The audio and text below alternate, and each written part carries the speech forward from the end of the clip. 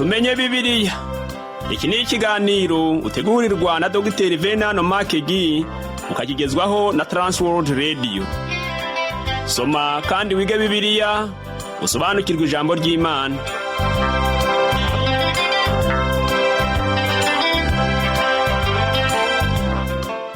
Uraho neza nshuti muvandimwe uteze amatwi ikiganiro tumenye Bibiliya. Amahoro y'Imana nabane nawe. Kaze muri iki kiganiro ugezwaho nanjye Parfait Ntamvutsa. Ubushize twaganiriye ku kuyoborwa n'umwuka no kwera imbuto z'umwuka nkuko twabisomye mu rwandiko Pawulo yandikiye Abagalatiya igice cya 5 kuva ku murongo wa 22 kugera ku murongo wa 26. Uyu munsi turakomeza kurebera hamwe urwandiko Pawulo yandikiye Abagalatiya igice cya 6 tuve ku murongo wa 1 tugere ku murongo wa 5. Turusheho kumenya ko gukizwa kubwo kwizera n'imbuto z'umwuka byerekana Kristo.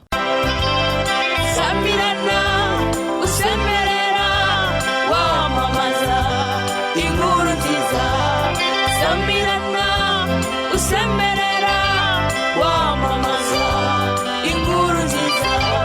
inkuru nziza ni agakiza kabonekwa muri Yesu Kristo. Inkuru nziza ni agakiza kabonekwa muri Yesu Kristo. Samirana usemerera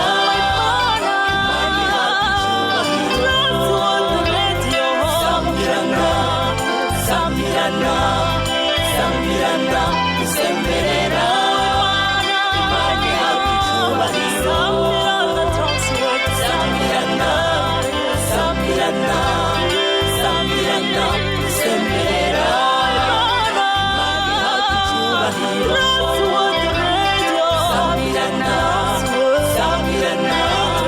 Samirana usemerera imani yakicyubahiro. Iki gice cya nyuma cy'urwandiko Pawulo yandikiye Abagalatiya kivugwamo intambwe ya 3 y'icyiciro cyo kwezwa n'umwuka. Twabonye yuko gukizwa kubwo kwizera hamwe no kubaho kubw'amategeko bitugusha bikadukura mu buntu bw'Imana, kandi twabonye yuko gukizwa kubwo kwizera no kuyoborwa n'umwuka bitanga imbuto z'umwuka. Mu yandi magambo, tumaze gusobanukirwa no kuyoborwa n'umwuka. Ni ikintu dukwiriye gutangira gukora, kandi nubwo tunyuzamo tugatsindwa tugomba kubikomeza tukabigumamo. Noneho tugiye kurebera hamwe uko imbuto z'umwuka zizakurira mu bugingo bwacu. Aha niho dusanga ko nubwo tubifata nk'ibintu byoroheje, nyamara byibitsemo imbaraga n'ubushobozi birenze uko twege twabitekereza. Mu Bagalatiya igice cya 6 ku murongo wa 1 aravuga ngo, bene data, umuntu niyadukwaho n'icyaha, mwebwe ab'umwuka mugaruze uwo muntu umwuka w'ubugwaneza, ariko umuntu wese yirinde kugira ngo nawe adashukwa. Uyu muntu uvugwa muri uyu murongo ninde? Ni ijambo ryakoreshejwe muri rusange rivuga umuntu w'igitsina gabo cyangwa w'igitsina gore w'umukristo. Ijambo icyaha ryahinduwe rivuye mu ijambo ry'ikigiriki rivuga paraptoma, bisobanura icyagwiriye umuntu cyangwa impanuka. Ni ukuvuga gusitara. Si icyaha gikabije, ariko nikosa rikomeye ryatewe n'uburangare. Noneho rero dore igikorwa umuntu wadutsweho n'icyaha, ab'umwuka, kandi benshi bibwira yuko ari ab'umwuka bumva yuko ari ugufata inkoni. Noneho rero dore igikorerwa umuntu wadutsweho n'icyaha, ab'umwuka, kandi benshi bibwira yuko ari ab'umwuka bumva yuko ari ugufata inkoni bakamukubita bitewe n'uko yakosheje. Aha rero havuka ingorane yuko batazigera bashaka no kumugarura. Akenshi twumva twamufataho ijambo tukamuciraho iteka. Icyo dukwiriye kumenya ni uko uwizera atajya atakaza agakiza ke ngo nuko yacumuye. Umukristo niyadukwaho n'icyaha, abakristo b'umwuka bakwiriye kumugaruza umwuka w'ubugwaneza. Ubugwaneza ni imwe mu mbuto z'umwuka. Ijambo rikoreshwa risobanura icyaha muri uyu murongo, iryo rikoreshwa ryerekana Umwami Yesu Kristo mu murima wa Getsemani ubwo yikubitaga hasi akubama agasenga. Iyi nkuru yanditse muri Matayo igice cya 26 ku murongo wa 39. Ni ukuvuga gusitara. Umuntu niyadukwaho n'icyaha aba yasitaye. Ashobora gukora icyaha cyoroheje cyangwa ikosa ryatewe n'uburangare. Bimwe mu bintu bitangaje byavuzwe ku Mwami Yesu tubisanga mu buhanuzi bwahanuwe na Yesaya mu gice cya 63 ku murongo wa 9. Haravuga ngo, yababaranye nabo mu mibabaro yabo yose, na marayika uhora imbere ye yajyaga bakiza. Urukundo rwe n'imbabazi nibyo byamuteye kubacungura. Yarabateruraga akabaheka iminsi yose ya kera.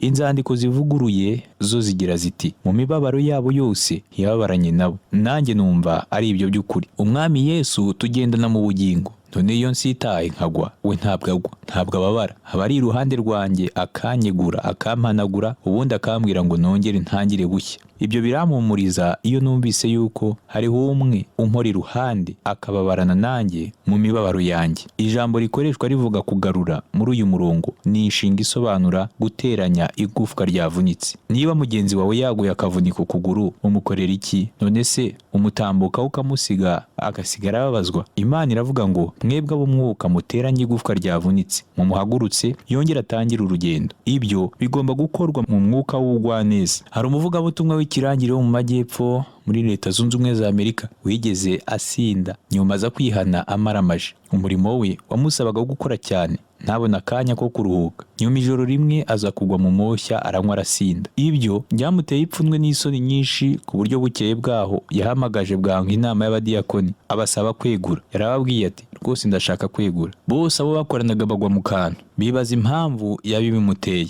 Ababwiza ukuri ati mu ijoro ryaraye nasinze. Umuvugabutumwa ntiyarakwiriye gusinda, none ndashaka kwegura. Byagaragaraga ko afite ipfunwe, ariko se uzi icyo abadiyakoni bakoze? Baramugose bamurambikaho ibiganza baravuga bati nimureke dusenge. Ntibyari gushoboka ko bemera ko yegura. Mu cyumweru cyakurikiyeho umugabo umwe wari wicaye mu itorero aza kuvuga ati nta kindi cyigisho gikomeye uyu mugabo yatubwiriza nigeze numva mu buzima bwanjye. Abo badiyakoni bakoze umurimo utangaje, bunzi igufwa ryari ryavunitse maze bagarura uwo muvugabutumwa. Ari abandi bantu bari kwihutira kumushyira hanze bakamwirukana mu murimo, nyamara aba badiyakoni basubije intege mu bugingo bw'uwo muvugabutumwa. Arabyuka, Imana ikomeza kumukoresha umurimo udasanzwe. Mwebwe ab'umwuka mugaruze uwo muntu umwuka w'ubugwaneza. Wumve neza yuko ugomba kumugaruza umwuka w'ubugwaneza. Umuntu w'umwuka aba afite imbuto z'umwuka mu mibereho ye, harimo urukundo, ibyishimo, amahoro, kwihangana, kugira neza, ingeso nziza, gukiranuka no kugwa neza. Ugomba kugaruza mwene so ubugwaneza. Ariko umuntu wese yirinde kugira ngo nawe adashukwa. Ntiwibwire yuko ufite ubudahangarwa kubyo utungaho urutoki ucyaha mugenzi wawe ko abikora, nawe byakugeraho. Ni nayo mpamvu ugomba kumugaruza umwuka w'ubugwaneza. Mu Bagalatiya igice cya 6 ku murongo wa 2 n'uwa 3 haravuga ngo mwakirane ibibaremerera kugira ngo abe ariko musohoza amategeko ya Kristo. Umuntu niyibwira ko ari ikintu kandi ari ntacyo ari cyo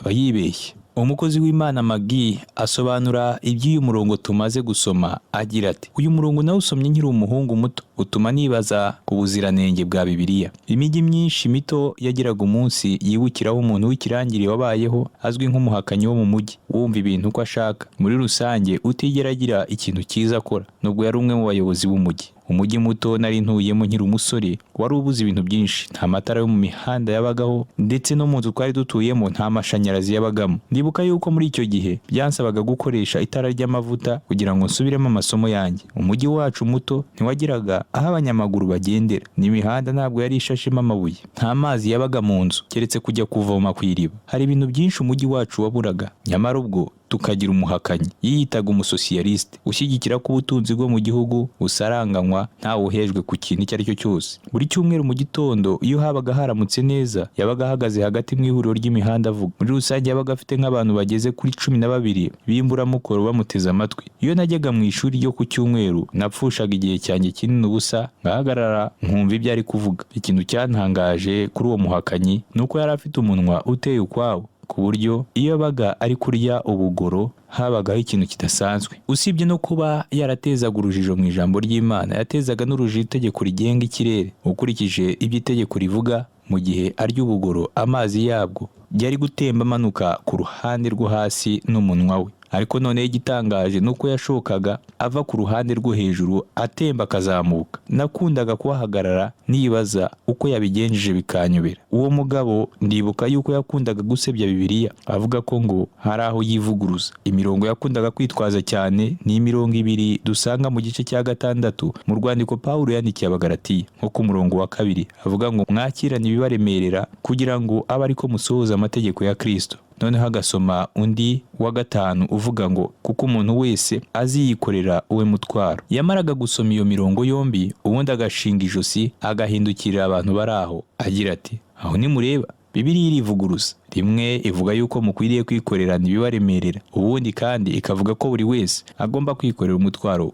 Nta n'umwe wo muri twe utuye muri uwo mujyi wari kubona icyo amusubiza, ubwo tugahagarara aho ducecetse tukamwumva. Mu by'ukuri igisubizo cyari cyoroshye, nyamara muri icyo gihe ntacyo twari tuzi. Nshuti yanjye, mu byanditswe ijambo rimwe umutwaro risobanura amagambo ageze kuri 11 anyuranye. Ibyo bishatse kuvuga yuko hari amoko atandukanye y'imitwaro. Hari imitwaro usangira n'abandi, hari iyo ugomba kwikorera ntuyisangire n'abandi. Iki ni nacyo gisobanuro cyoroshye kandi cyanyura abantu. Imitwaro rero nibyo abantu bose bahuriyeho, twese turayigira. Twese ntabwo ari uko dufite ubutunzi, nyamara twese dufite ibituremerera. Twese ntabwo ari uko dufite ubuzima bwiza, nyamara dufite ibituremerera. Twese ntabwo ari uko dufite impano, nyamara dufite ibituremerera. Ndetse bamwe muri twe nta ngingo z'umubiri bafite. Twese ntabwo ariko tubona, twese siko twumva, twese siko dufite amaguru n'amaboko, kandi nta nubwo twese tureba neza. Tuvuga yuko twese dufite amaraso amwe, nyamara amaraso ntabwo ari amwe. Harimo amoko anyuranye.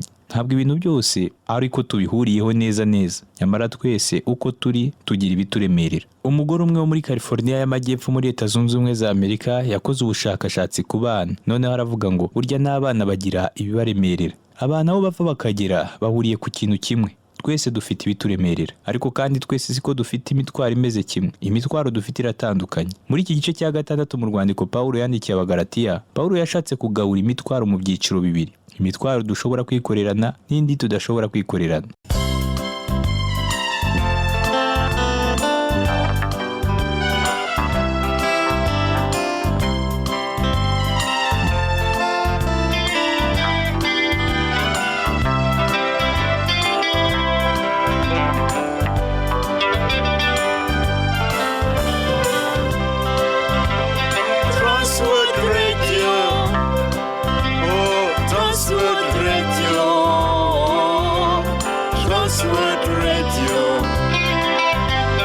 Transworld Radio, Samirana, Samirana, Samirana, Usemera, Samirana, Samirana, Samirana, Usemera.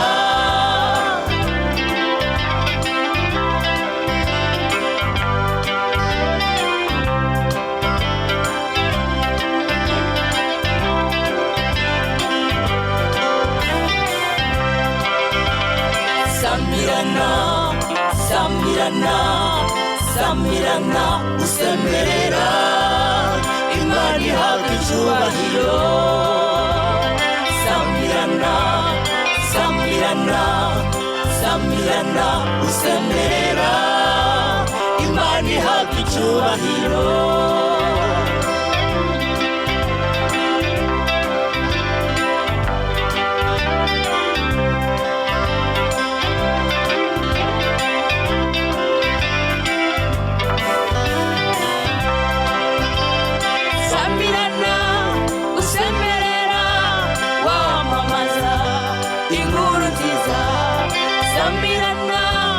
Usemera wamamaza inkuru nziza, inkuru nziza ni agakiza kabonekwa muri Yesu Kristo. Inkuru nziza ni agakiza kabonekwa muri Yesu Kristo. Samirana, Samirana, Samirana, Usemera.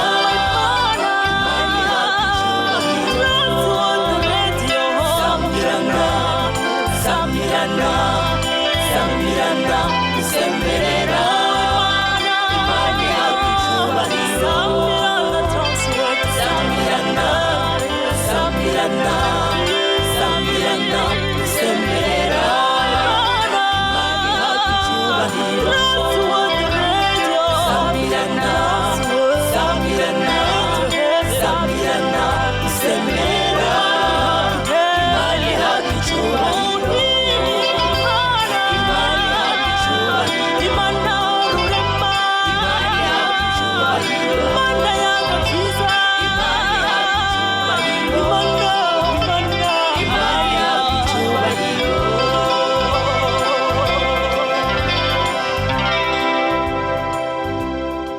Magi akomeza avuga mu buhamya bwe ko abari batuye muri uwo mujyi batari bazi yuko ikigiriki cyakoresheje amagambo abiri atandukanye yahinduwe mu ijambo rimwe ku murongo wa kabiri wari kurihindura utya: umutwaro wa buri wese mukomeze muyikorerane. Ijambo ryo mu kigiriki risobanura umutwaro ni baros, ni ukuvuga ikintu kiremereye. Umwami wacu yakunze gukoresha iryo jambo ashaka kuvuga umutwaro n'izuba rikaze ry'umunsi abantu biriweho. Niba ushaka kumenya ibimvuze wasoma muri Matayo igice cya 20 ku murongo wa 12. No mu gihe cy'itorero rya mbere mu nama nkuru yahuje abanyetorero yabereye Yerusalemu bafashe iki cyemezo, kuko tubisoma mu byakozwe n'intumwa igice cya 15 ku murongo wa 28. Haravuga ngo Mwuka Wera hamwe natwe twashimye kutabikoreza undi mutwaro wose keretse ibi bikwiriye. Bashaka kuvuga umutwaro bagomba gusangira n'itorero ry'i Yerusalemu. Hari umuntu umwe wavuze yuko umutwaro wose uhinduka igice cyawo iyo wikorewe n'abantu babiri. Na n'uyu munsi hari imitwaro abantu bashobora kwikorerana. Nanone kandi umutwaro baros bisobanura icyaha. Umuntu niyadukwaho n'icyaha, uwo ni umutwaro we. Ushobora kumufasha kuwutwara. Bisobanura ubumuga, intege nke, ubujiji, gukorana igihunga, guhagarika umutima cyangwa se umubabaro. Ndatekereza yuko buri wese agira icyaha. Umugabo umwe yabwiraga abantu bari hamwe arababaza ati: hano haba hari umuntu utagira icyaha, cyangwa se mwaba muzi umuntu utagira icyaha? Ntiyagira n'umwe uzamura ukuboko ngo amusubize. Twese niko tugira ibyaha, turafudika. Niyo mitwaro. Ibihe byinshi turagwa, kandi nako tubona mwene datagwa. Mwebwe ab'umwuka mugarura uwo muntu. Hari n'undi mutwaro dushobora gusangira: guhagarika umutima. Nubwo wafata umuti ubigabanya, ariko ndakubwira yuko ibyo bitakemura ikibazo. Turi mu gihe gikomeye, abantu benshi bagenda bahagaritse imitima birenze uko byaba byarigeze kubaho. Sinzi uko byifashe iwawe, ariko jye ntuye mu mujyi uhagaritse umutima. Abenshi muri twe batuye muri uyu mujyi munini bakorana igihunga bagahagarika umutima. Ndumva mu by'ukuri uyu ari umutwaro dukwiriye kwikorerana. Tugeze ku mutwaro wa gatatu dushobora kwikorerana. Ni umutwaro witwa umubabaro. Umutwaro w'ibyago byatubayeho, agahinda no gucika intege ntabwo ushobora kubura mu bantu. Niba nawe bitari byakugeraho, bizakugeraho. Kandi iyo bitugezeho tuba dukeneye umuntu w'inshuti wo kugumana natwe. Inshuti eshatu za Yobu dukunda kubavugaho tubagaya bitewe nuko bamufasheho ijambo bimara igihe kirekire, ariko wibuke yuko babanje kumarana na Yobu iminsi 7 bicara hamwe bafatanya nawe imibabaro. Mu gitabo kimwe kivuga ku mateka y'ibinyabugingo harimo inyandiko ivuga ngo umuntu niwe wenyine udafite icyazi kandi udashobora kugira icyo amenya keretse iyo abyigishijwe. Ntashobora kumenya kuvuga cyangwa se kugenda cyangwa kurya. Muri make yaremwe mu buryo adashobora kugira icyo akora keretse kurira gusa. Ikintu umuntu ashobora gukora iyo aje mu isi ni ukurira. Iyo tuvutse duhita turira, tugakenera uwaduhoza. Uhereye kera kose no mu mibereho yacu yose dukeneye umuhoza, bitewe nuko twavukiye muri iyi si yuzuye mu mubabaro. Rusi yabwiye Bowazi ati: umaze umubabaro. Ibi byanditse muri Rusi igice cya 2 ku murongo wa 13. Rusi yari umunyamahangakazi waciwe, waje aturuka mu gihugu cy'amahanga. Wumvaga ko azaguma guhezwa hanze, nyamara mu mibereho ye aza guhura n'umuntu umwitaho, amukundira uko yitwaraga. Abuze ukunda bivuga kuko byari byamurenze, aravuga ati: umaze umubabaro. Mariya yasutse amavuta y'igiciro ku mwami wacu. Ibyo yabikoze mbereho gato ari bugufi kutubambirwa, bitewe n'uko uwo mugore yari azi ko bigiye kumubaho. Nta n'umwe wari usobanukiwe n'ibiri kuba, nyamara we yarabimenye. Yesu aramubwira ati: igitumye uyu mugore ansukaho ayo mavuta ku mubiri ni ukuwutunganiriza guhambwa. Uyu murongo wanditse muri Matayo igice cya 26 ku murongo wa 12. We wenyine niwe wafatanyije n'umwami mu mibabaro ye. Nuko arababwira ati: ndababwira ukuri yuko aho ubutumwa bwiza buzigishirizwa hose mu isi yose, icyo umugore ankoreye kizavugirwa kugira ngo bamwibuke. Aya magambo Yesu yavuze yanditse muri Matayo igice cya 26 ku murongo wa 13. Kandi impumuro y'ayo mavuta y'igiciro Kristo yasutsweho yakwiriye mu isi yose. Imibabaro ni umutwaro ushobora kwikorerana n'abandi. Mu gihe cy'ibyago bigukomereye hari abantu bazababarana nawe. Ibyaha byacu, guhagarika umutima cyangwa se imibabaro yacu ni imitwaro dushobora kwikorerana. Samirana, usemerera, wamamaza inkuru nziza. Samirana, usemerera, wamamaza inkuru nziza. Inkuru nziza ni agakiza kabonekwa muri Yesu Kristo. Inkuru nziza ni agakiza kabonekwa muri Yesu Kristo.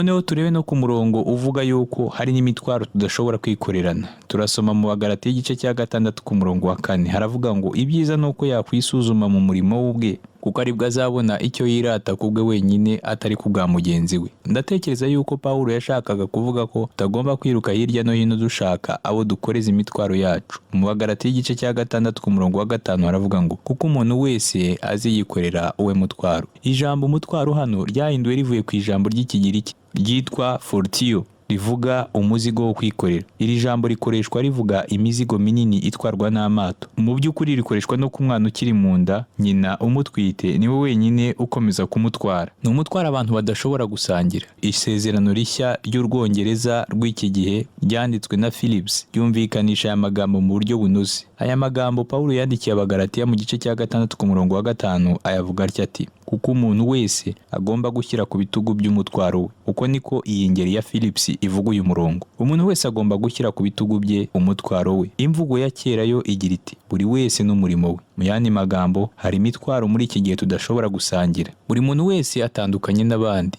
arahitaruye, aravanguye, afite akato ke kamushyira kure y'abandi. Umuhanga Dr. Funk mu nkoranyamagambo ye yanditse yakoze urutonde rw'amagambo ashyiramo n'ijambo ry'Icyongereza riteye agahinda kurusha ayandi. Iryo naryo ni iri rivuga ngo wenyine. Hari imitwaro imwe n'imwe bizagusaba ko uyikorera wowe wenyine. Ngiye kuvuga kuri imwe, nawe ushobora gutekereza ku yindi. Uwa mbere nshaka kuvuga ni ukubabazwa. Uzababazwa wenyine, nta wundi ushobora kugufasha kubabazwa. Iyi si wayivutsemo uri wenyine kandi yuzuye amahano. Uzayibabarizwamo wenyine. Hari ibibazo ugomba kuzahangana nabyo wenyine. Umubiri uzakubabaza, uzafatwa n'uburwayi kandi nta uzabwakira. Kubabazwa ni ikintu tudashobora gusangira. Intimba yo mu mutima nayo ni uwundi mutwaro udashobora gusangira n'abandi. Mbega ukuntu abantu benshi bacitse intege, kandi abo bantu barushaho gusharira bitewe no gucika intege bikabije n'ubuzima banyuramo bubabaza. Kubabazwa ni umutwaro tugomba kwikorera ubwacu, ntabwo ari umutwaro tugomba kwikoreranira. Hari undi mutwaro tudashobora gusangira n'abandi, ni urupfu. Urupfu ntirusangizwa abantu babiri. Hari igihe kimwe ubwo buri wese muri twe azinjira mu gikombe cy'igicucu cy'urupfu, kandi buri wese azagenda ukwe. Umutwaro wa gatatu ari nawo wa nyuma nshaka kuvuga ufite izina ritamenyerewe, witwa bema. Bema ni intebe y'imanza ya Kristo. Ibyo ntibireba abadakijijwe, bireba abakristo. Cyakora hariho n'urubanza rw'abatizera. Intebe y'ubwami nini yera ivugwa mu gice cya 20 cy'igitabo cy'ibyahishuriwe na Yohana. Ariko intebe ya bema yahariwe abakristo. Mu rwandiko rwa 2 Pawulo yandikiye Abakorino igice cya 5 ku murongo wa 10 aravuga ngo kuko twese dukwiriye kuzagaragarizwa imbere y'intebe y'imanza ya Kristo, kugira ngo umuntu wese ahabwe ibikwiriye ibyo yakoze akiri mu mubiri, ari ibyiza cyangwa ibibi. Ibyo twakoze byose tukiri muri uyu mubiri nk'abakristo bizacirwa urubanza kugira ngo tubiherwe ingororano. Si agakiza kazaba karebwa, katunganirijwe uwizera wese ku musaraba. Si agakiza kazaba karebwa kuko katunganirijwe uwizera wese ku musaraba wa Kristo, ahubwo imirimo y'uwizera niyo izacirwa urubanza ku ntebe ya bema. Mu Baroma igice cya 14 ku murongo wa 12 aravuga ngo nuko rero umuntu wese muri twe azimurikira ibyo yakoze imbere y'Imana. Pawulo akoresha ijambo rigera mu mibereho y'umuntu, ariko cyane cyane yibanda ku bizera. Ku murongo wa 7 aravuga ngo ntimuyobe, Imana ntinegurizwa izuru, kuko ibyo umuntu abiba ari byo azasarura. Iri ni ihame nyakuri rigera ku bantu, inyamaswa no ku bimera byose aho biva bikagera. Iyo ubibye ipamba uzasarura ipamba, wabiba uburo ugasarura uburo. No ku mukristo niko bimeze, icyo ubibye nicyo uzasarura. Dukunze kuririmba ngo iby'Imana yaduteguriye uhereye kera kose. Mu buzima bw'uwizera uko ni ukuri, ariko se noneho ibyakurikiyeho ni biki? Ibyawe bimeze bite uhereye igihe wakirijwe? Kuva wakwakira Kristo ubuzima bwawe bumeze bute? Ufite ibyaha mu mibereho yawe? Wigeze ubyihana?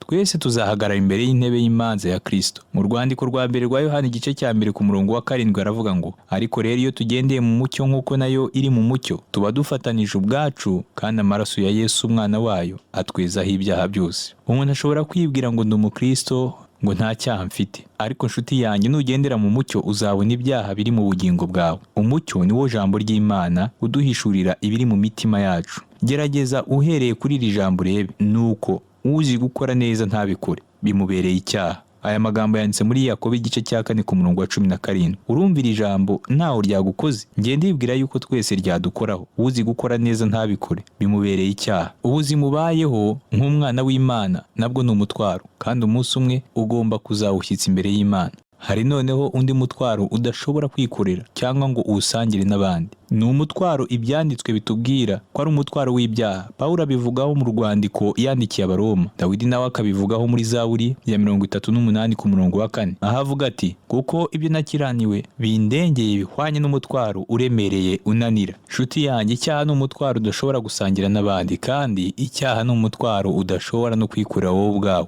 Kristo wenyine niwe ushobora kudufasha, kuko ari nacyo cyatumye aza mu isi. Yaravuze ati, kandi umwana w'umuntu yazanywe no gushaka no gukiza icyari cyazimiye. Aya magambo yanditse muri Luka igice cya 19 ku murongo wa 10. Yarongeye aravuga ati, kuko umwana w'umuntu nawe ataje gukorerwa, ahubwo yaje gukorera abandi no gutangira ubugingo bwe ku incungu ya benshi. Aya magambo nayo yanditse muri Mariko igice cya 10 ku murongo wa 45. Nshuti yanjye, Kristo yishyuye igihano cy'ibyaha byacu. Hari imitwaro imwe ushobora gusangira n'abandi, hari n'indi mitwaro ugomba kwikorera ubwawe, ariko kandi umutwaro w'icyaha bwite ni umutwaro ukuremereye cyane ku buryo utashobora kuwikorera. Hashize imyaka irenga 2000 Kristo atwikorereye umutwaro w'ibyaha, kandi yabijyanye ku musaraba. Uyu munsi uwo mutwaro wawe uracyawufite, cyangwa se kubwo kwizera wamaze kwakira Kristo nk'umukiza wawe ukaba utakikuriho. Ntabwo umutwaro wawe ushobora kuba ahantu habiri icyarimwe. Icyaha cyawe kiracyakuriho cyangwa se cyamaze kugera kuri Kristo, kandi Kristo nta wundi akikorerana, ahubwo akikorera wowe. Icyo nagukangurira nuko wareba aho ugishyira. Ntabwo ushobora kukikorera niba udakeneye ko Kristo akikwikorera. Kiraguma kuri wowe, kandi nta handi hantu ushobora gukura gifasha. Icyo nagusaba nuko wakwizera uwo mwami Yesu Kristo, niwe wenyine ushobora kugukuraho no kukubatura icyo cyaha cyakwizingiyeho. Reka dusenge. Mana, ndagushimiye kuko uduhishuriye ijambo. Utarakwizera uyu munsi, ndamusabira kuzana ibyaha bye kuri Yesu Kristo akamuruhura, kuko ari we wenyine ushobora kubatura abantu ibyaha byabo. Kubwa Yesu Kristo umwami wacu, amen. Nshuti yanjye, byari byiza kubana nawe uyu munsi. Mu kiganiro cy'ubutaha tuzaganira ku nyigisho tubona mu Bagalatiya igice cya 6, duhere ku murongo wa 6 tugere ku murongo wa 11. Ubuntu bw'umwami wacu Yesu Kristo n'urukundo rw'Imana no kubana n'Umwuka Wera bibane nawe.